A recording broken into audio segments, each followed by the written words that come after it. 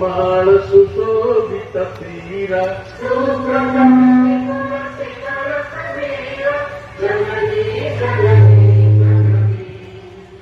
घन घन वन भूमि राजित अंगे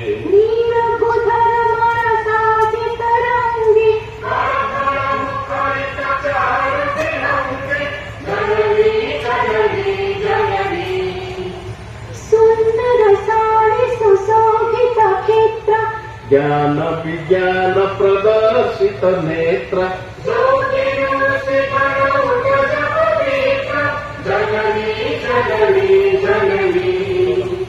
सुंदर मंदिर मंडित देश चारु कलावळि शोभित वेश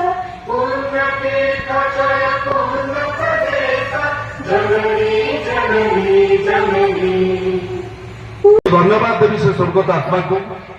तांकर प्रयास रे ओडिशा जो सशक्तिर स्वप्न देखिଥିଲା ओडिशा जो विकसित ओडिशा है जो प्रगति भारत जो विकसित भारत सहित सामिल होगा पाई ओडिशा जो स्वप्न विजु बाबू देखिଥିଲେ ताहा जे अनेकांश सफल हो जाइछि जहाँ पूर्ववर्ती वक्ता कहते जे पंचायत राज रे जो नियम सब अच्छी